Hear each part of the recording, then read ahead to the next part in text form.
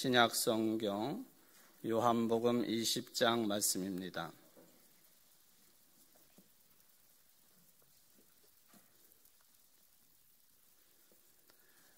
요한복음 20장 19절부터 29절까지 말씀을 봉독해 드리겠습니다.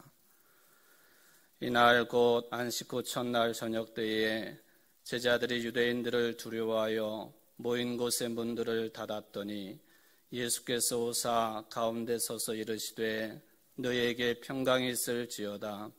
이 말씀을 하시고 손과 옆구리를 보이시니 제자들이 주를 보고 기뻐하더라. 예수께서 또 이르시되 너희에게 평강이 있을지어다. 아버지께서 나를 보내신 것 같이 나도 너희를 보내노라. 이 말씀을 하시고 그들을 향하사 숨을 내쉬며 이르시되 성령을 받으라. 너희가 누구든지 누구의 죄든지 사하면 사하여질 것이요 누구의 죄든지 그대로 두면 그대로 있으리라 하시니라. 12 제자 중에 하나로서 디두모라 불리는 도마는 예수께서 오셨을 때에 함께 있지 아니한지라. 다른 제자들이 그에게 이르되 우리가 주를 보았노라 하니 도마가 이르되 내가 그의 손에 못자국을 보며 내 손가락을 그 못자국에 넣으며 내 손을 그 옆구리에 넣어보지 않고는 믿지 아니하겠노라 하니라. 여드레를 지나서 제자들이 다시 집안에 있을 때에 도마도 함께 있고 문들이 닫혔는데 예수께서 오사 가운데 서서 이르시되 너희에게 평강이 있을지어다 하시고 도마에게 이르시되 내 손가락을 이리 내밀어 내 손을 보고 내 손을 내밀어 내 옆구리에 넣어보라. 그리하여 믿음이 없는 자가 되지 말고 믿는 자가 되라. 도마가 대답하여 이르되 나의 주님이시요 나의 하나님이시니이다. 예수께서 이르시되 너는 나를 본고로 믿느냐? 보지 못하고 믿는 자들은 복되도다 하시니라. 아멘. 이는 하나님의 말씀입니다. 하나님께 감사합니다. 오늘 새벽 우리의 주님 예수님께서 죽으셨다가 3일 만에 부활하셨습니다. 그러니 우리가 어찌 기뻐 찬양하지 않을 수 있겠습니까? 이 시간 이 부활의 생명 사건을 일으키신 하나님께 영광 돌리시는 여러분들 모두가 되시기를 바라고 새 생명의 부활은 총이 사순절 고난주간을 벅차게 지나온 여러분 모두에게 충만하시기를 주의 이름으로 축원을 드립니다. 그러나 2000년 전 그때에 예수님의 3년 동안 공생애를 함께 지냈던 제자들은 스승이 로마 제국의 가장 극악무도한 그런 처형 방법인 십자가로 돌아가시게 되자 망연자실할 수밖에 없었습니다. 그의 슬픔에 의한 근심과 공포감으로 어떻게 할 수가 없었습니다. 혹여나 자신들도 스승인 예수님처럼 당하는 것이 아닌가 하는 두려움에 사로잡혀 있었습니다. 마치 우리나라의 군사 독재 시절에 유시찰 인물이 되어서 두려워하며 숨어 지낼 수밖에 없었던 민주화를 외치던 인사들과 같은 그런 모습일 수도 있겠습니다.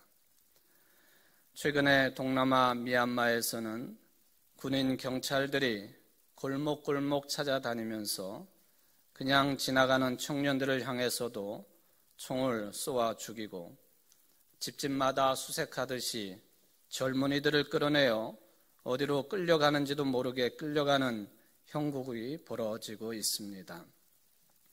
마치 상황으로 보면 그런 상황이 예수님의 제자들에게 벌어졌다고 할 수가 있겠습니다. 오늘 본문 말씀 일부도 그런 상황을 보여주고 있습니다.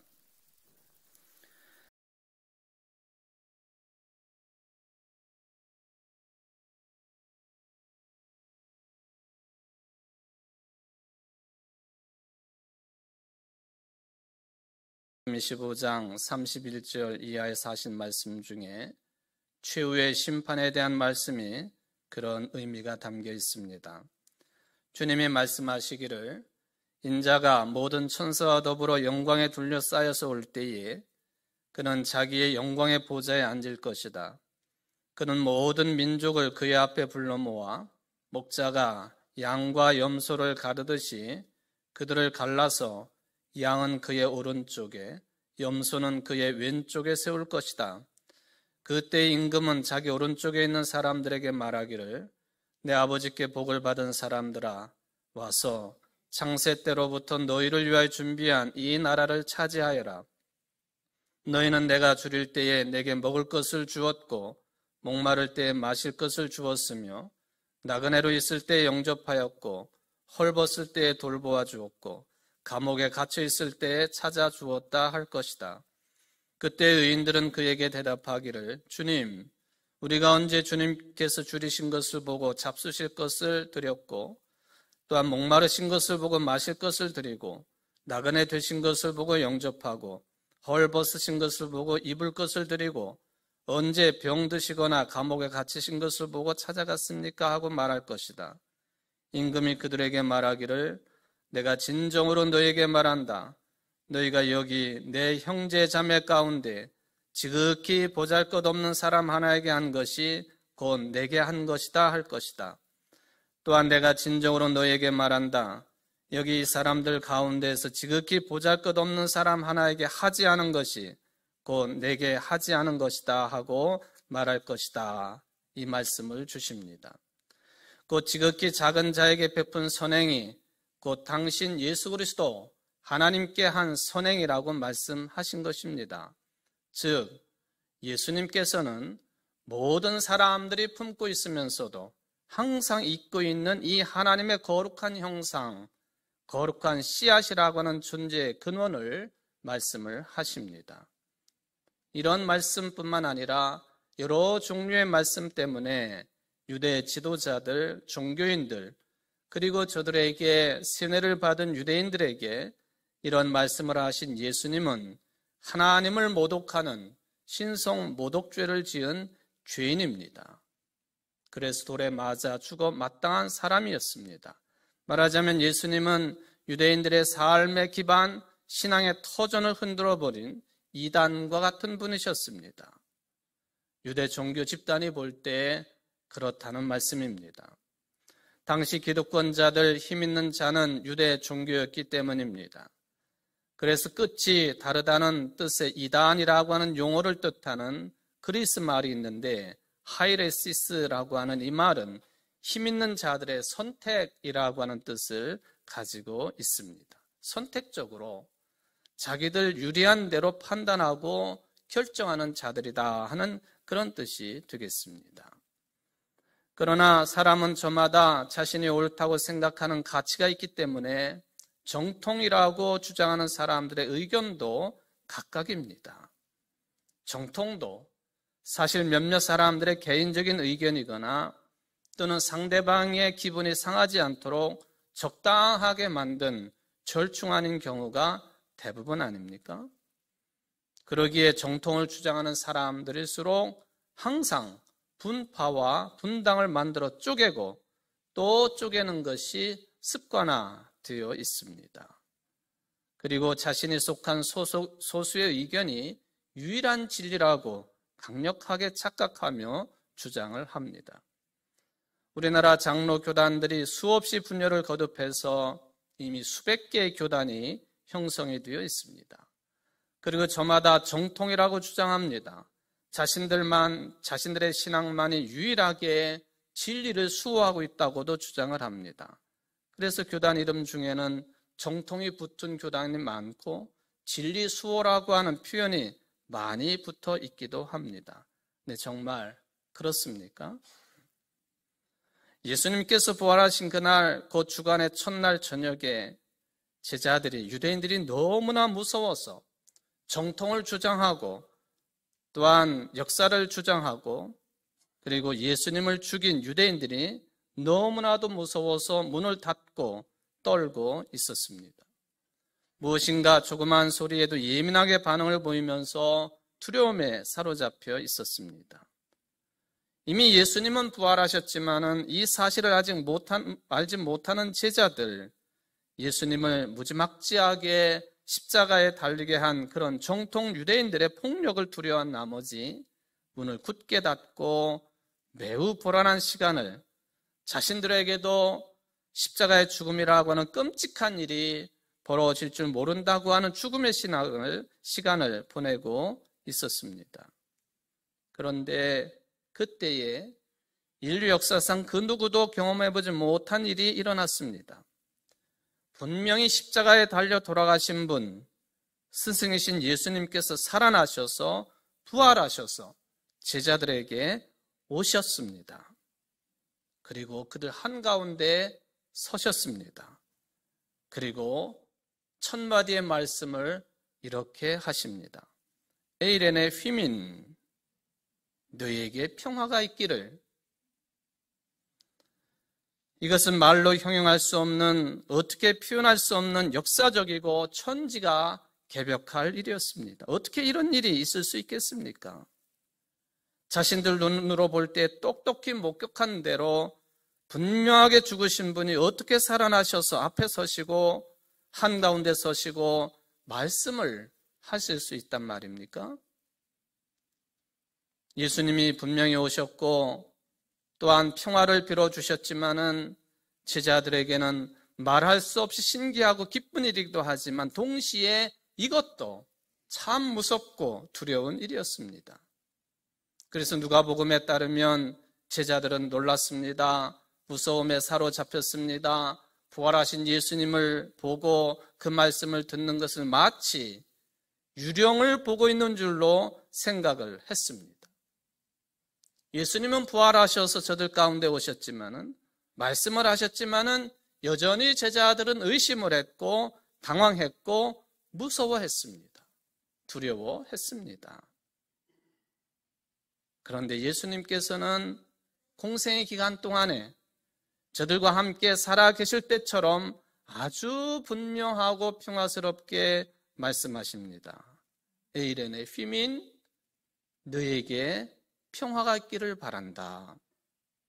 너에게 평안이 깃들기를 바란다. 이렇게 말씀하십니다. 에이레네 그리스 말입니다. 평화나 평안을 뜻하는 단어입니다. 그런데 우리는 흔히 평화와 평안이라고 해석을 합니다만은 이 히라보 에이레네라고 하는 이 단어의 가장 기본적인 뜻은 뭐냐 하면은 우리가 살아가는 모든 일상의 삶의 모든 부분이 조화를 이루고 평온하며 고요할 때 사용할 수 있는 단어가 되겠습니다. 그렇다면 예수님께서는 제자들이 깊은 불안과 존재 자체에 대한 불안에 떨고 있는데 오히려 왜 에이레네 평화를 언급을 하셨을까? 왜 예수님께서는 존재 자체에 대한 불안감에 시달리고 있는 제자들에게 당시 유대인들이 흔히 사용하던 인사 용어의 의미인 에이레네 또는 샬롬의 뜻으로 안녕을 물으셨을까? 에이레네 히브리어로는 샬롬이라고 하는 단어가 되겠습니다. 이 평화를 뜻하는 히브리어 샬롬은 또한 그 가장 기본적인 뜻이 또한 다르게 마련이 되어 있습니다. 물질적이고 정신적인 안정뿐만 아니라 영적으로도 평화를 누리는 고요한 상태를 의미하는 단어가 히브리어 샬롬입니다. 그런데 이 샬롬이라고 하는 단어는 이미 오래전부터 기원전 24세기, 지금부터 약 4,500여 년 전부터 히브리어나 아랍어가 등장하기 전에 훨씬 더 먼저 사용된 아카드어에 등장한 것을 파악을 해볼 수가 있겠습니다. 살림이라고 하는 단어입니다. 이게 이미 5천여 년 전부터 인간들이 살림, 히브리어로 샬롬 그렇게 변화가 됩니다만은 살림이라고 하는 용어를 사용했다는 거예요. 아카드어의 이 살림이라고 하는 이 단어는 철저하게 경제적인 용어였습니다. 말하자면 돈을 빌린 채무자가 그 빌린 돈을 완전하게 다 갚고 난 후의 상태를 말하는 게 살림이었다는 거예요. 채무관계를 완전히 청산한 후의 상태, 그 상태가 삶이라는 거예요. 돈을 빌렸으면 또 무엇인가 물건을 빌렸으면 갚아야 하지 않겠습니까? 만약에 갚지 않으면 무언가 반드시 해야 할 일을 하지 않은 꼴이 됩니다. 그래서 그것은 평생 가게 되어 있습니다. 우리 교회 이 땅에 순교한 가톨릭의 순교자 중에 오반지 바오로라고 하는 순교자가 있습니다마는 이분도 순교를 당하기 전에 아들에게 편지를 보냅니다. 편지 내용 가운데 빚진 것이 있으면 반드시 갚아라. 그런 내용을 기록해서 편지를 보냈다고 합니다. 말하자면 죽기 전에라도 해결해야 할 것이 있다고 한다면 빚진 것을 해결하는 것입니다. 우리말에 빚지고는 못 산다 하는 말이 있지 않겠습니까? 마찬가지로 우리 인간은 누구나 자신의 삶에서 반드시 행해야 될 인생의 과업이 있게 마련입니다. 바로 그런 과업을 해결을 했을 때에 그 사람에게는 헬몬산의 단비처럼 촉촉하게 내려오는 샬롬, 이것이 주어진다. 바로 그런 뜻이 되겠습니다. 그러므로 샬롬은 단순한 안녕이 아니라 당신은 자신이 꼭 해야 할 그것을 깨달았고 그것을 위해 최선을 경주하고 있습니까? 하는 촉구이자 명령입니다. 이것을 다 행한 사람은 그 평안을, 그 평화를 누릴 수 있다 하는 것이죠. 그러므로 예수님께서 너에게 평화가 있기를 바란다, 너에게 평안이 깃들기를 바란다 라고 말씀하실 때 거기는 촉구의 의미가 들어있다는 거예요. 왜 무서워서 숨어 있느냐? 가서 부활 소식을 전하거라. 왜 두려워하며 문을 걸어 잠그고 숨어 있느냐? 가서 너희들이 해야 할 일을 해라. 그러시면서 예수님이 저들에게 아주 특별한 행동을 하셨습니다. 숨을 부시면서 성령을 받으라. 성령을 받으라. 새로운 성령을 받아서 너희들이 감당해야 될 일을 할 때에 진정한 의미의 평화가 깃들 것이고 진정한 의미의 평안한 삶이 이루어질 것이다 하는 그런 말씀을 예수님께서는 하셨습니다. 사랑하는 여러분, 오늘 부활하신 예수님께서 지금도 앞으로도 영원토록 여러분들에게 너희에게 평화가 있기를 바란다 하고 선포하십니다. 너희들에게 평안이 깃들기를 바란다 하고 선포하십니다. 그러나 그 평안과 평화는 나의 안일만을 위한 평화가 아닌 것입니다. 나가서 해야 할 일을 감당해라. 성령을 받고 하나님의 루하의 새 생명의 김을 받아서 세상에 나가 하나님을 알리고 부활하신 예수 그리스도를 선포해라. 그럴 때 너희들이 해야 할 일을 잘 감당했을 때 주어지는 풍성한 평화가 다른 사람의 것이 아니라 너희 것이 될 것이다 하는 그런 의미에서 평화를 빌어 주십니다. 사랑하는 성도 여러분, 오늘 예수님이 부활하셔서 지금 이 한가운데 서셔서 여러분들에게 선포하십니다. 사랑하는 청주제일교회 성도 여러분, 평안하시기를 바랍니다. 평안이 있기를 바랍니다. 나가서 해야 할 일을 하십시오. 성령을 받으십시오. 이 말씀이 여러분들에게 주어진 하늘의 음성 되시기를 주의 이름으로 축원을 드립니다. 기도하십시다. 고마우신 하나님, 감사를 드립니다. 오늘 부활하시고 제자들 한가운데 서셔서 너에게 평화가 있기를 바란다 하고 말씀하신 것처럼 오늘 이 시간에도 코로나19 때문에 또 일상사 때문에 또 나의 안일 때문에 불안해하고 두려워하며 죽음의 위협 앞에 있는 우리들에게 너에게 평화가 있기를 바란다 하고 선언하시는 줄 믿습니다.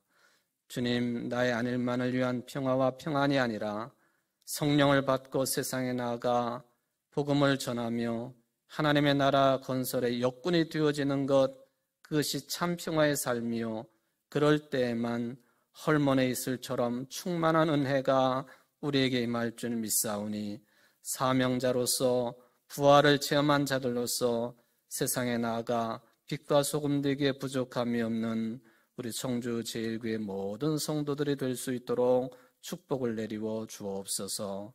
감사하오며 예수님의 이름으로 간절히 기도하옵나이다. 아멘.